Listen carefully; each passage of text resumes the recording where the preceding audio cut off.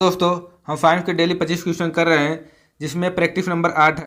पहला क्वेश्चन है, निकट दृष्टि दोष से पीड़ित व्यक्ति का दूरबीन 200 सेंटीमीटर है, लेंस की शक्ति है।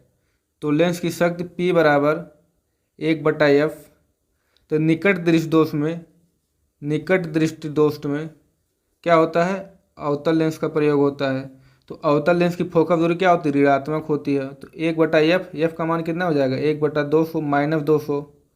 तो ये 100 सेंटीमीटर बटे 200 माइनस में रहेगा, ये कितना हो जाएगा? 0.5 डायोप्टर। 0.5 डायोप्टर माइनस में।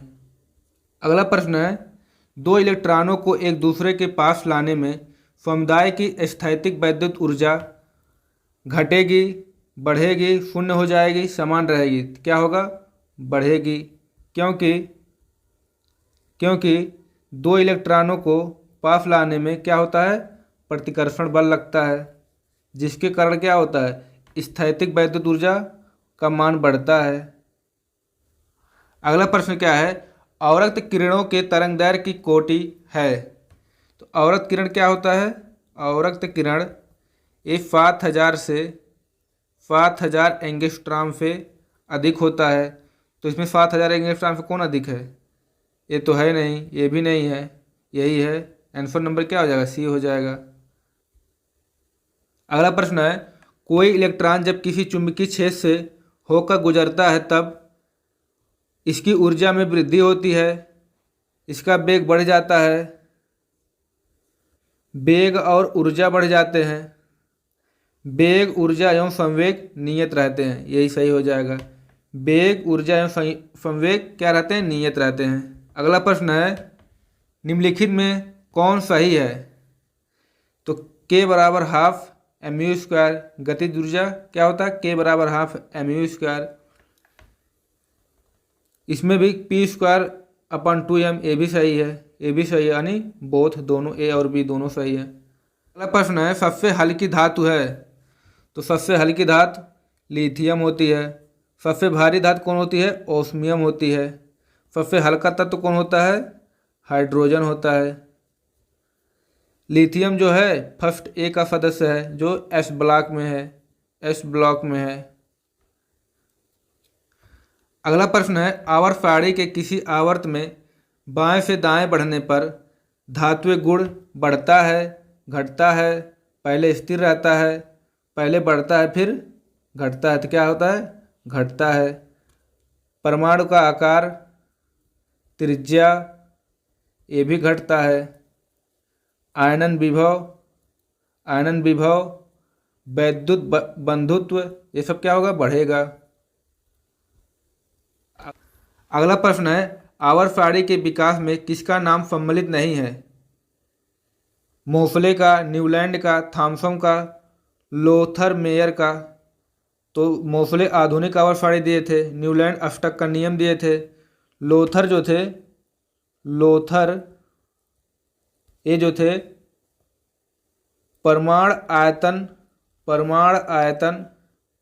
के आधार पर तत्वों के लिए ग्राफ दिए थे। थॉमसन जो था ये इलेक्ट्रॉन की खोज किया था, इलेक्ट्रॉन की खोज। तो इसका आंसर क्या हो जाएगा? थॉमसन। अगला प्रश्न है, धातुक्रम एक प्रक्रिया है अयस्क के सांद्रण की, अयस्क के भर्जन की, वात्याभट्टी में अयस्क से धातु के निष्कर्षण की? क्या हो जाएगा? अयस्क से धातु की निष्कर्षण की। अगला प्रश्न क्या है, जब किसी पिंड को चंद्रमा से पृथ्वी पर स्थानांतरित किया जाता है तो क्या होता है? पृथ्वी पर भार बढ़ जाता है तथा मात्रा क्या होती है? अपरिवर्तित रहती है। पृथ्वी के ऊपर या नीचे जाने पर जी का मान क्या होता है? घटता है।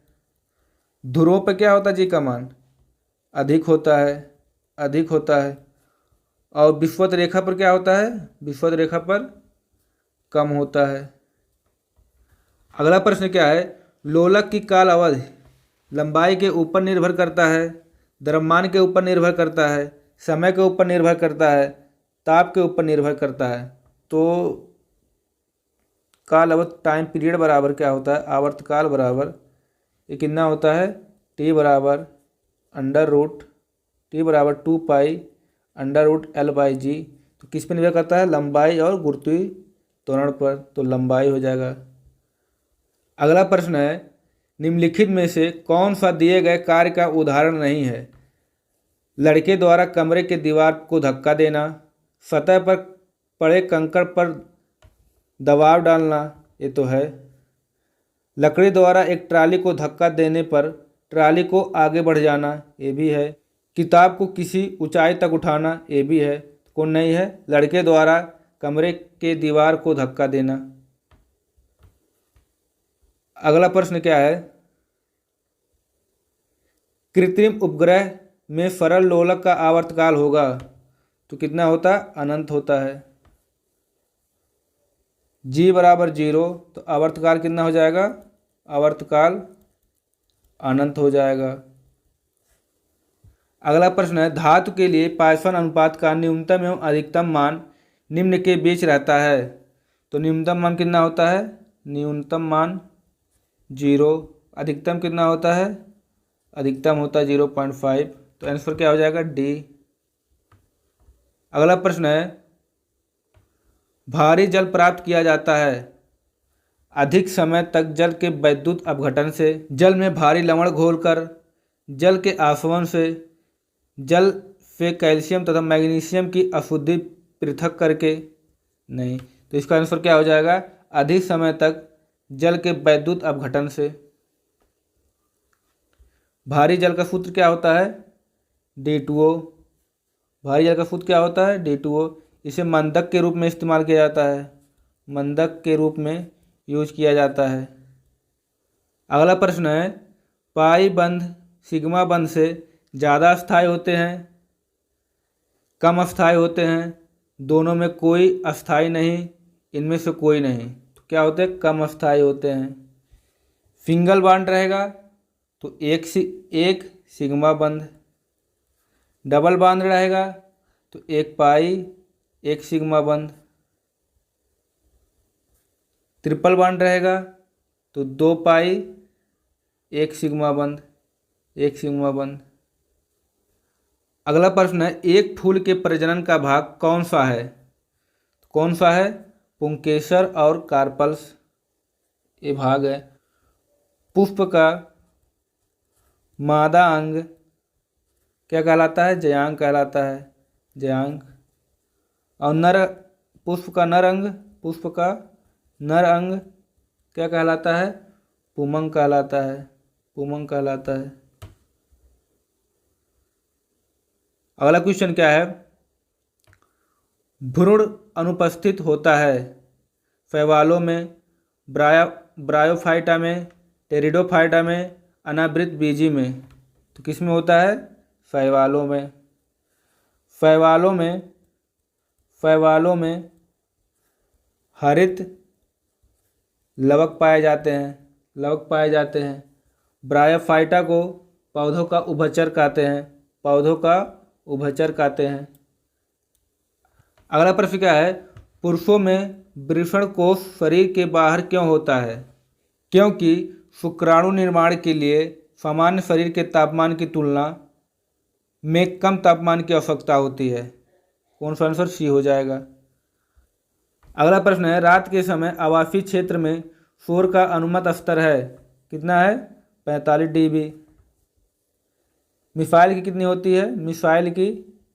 मिसाइल की होती है 180।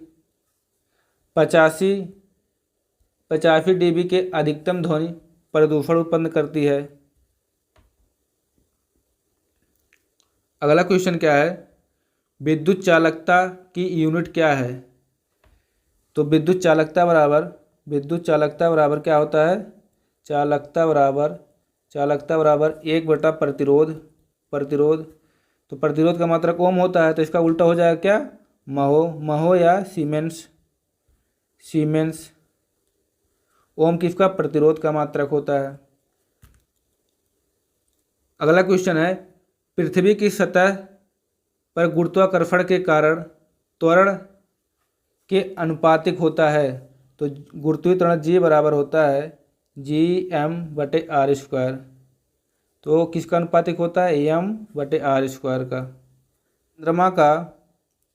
चंद्रमा का गुरुत्वाकर्षण पृथ्वी के गुरुत्वाकर्षण कितना होता है, 1/6 होता है। अगला प्रश्न है, यदि दर्पण को स्थिर रखते हुए वस्तु को x से विस्थापित कर दें तो प्रतिबिंब 3x विस्थापित होगा, 4x विस्थापित होगा, 2x विस्थापित होगा, x से विस्थापित होगा। कितना होगा, 2x विस्थापित होगा। समतल दर्पण द्वारा बना प्रतिबिंब सीधा, आभासी वस्तु के बराबर बनता है। अगला प्रश्न है, 10 वोल्ट के विभवांतर वाले दो बिंदुओं के बीच 4 कूलाम के चार्ज को स्थानांतरित करने में कितना काम किया जाता है। तो होता है W बराबर V/Q। विभवांतर कितना दिया है, 10 वोल्ट। कूलाम कितना दिया है, 4C। तो कितना हो जाएगा, 40 जूल। कार्य का मात्रा कितना होता है, जूल होता है। अगला प्रश्न है, मोललता की इकाई है ml, मोल प्रति लीटर, मोल प्रति केजी, इनमें से कोई नहीं। कौन है, मोल प्रति केजी। मोललता बराबर विलेय का मोल मान बटे विलायक का केजी में द्रव्यमान। दोस्तों ये वीडियो कैसी लगी कमेंट करके ज़रूर बताइए। दोस्तों हम डेली 25 क्वेश्चन करेंगे जो NTPC और ग्रुप डी के लिए बहुत ही ज़रूरी होगा। यही क्वेश्चन आपको हूबहू देखने को मिलेंगे एग्जाम में।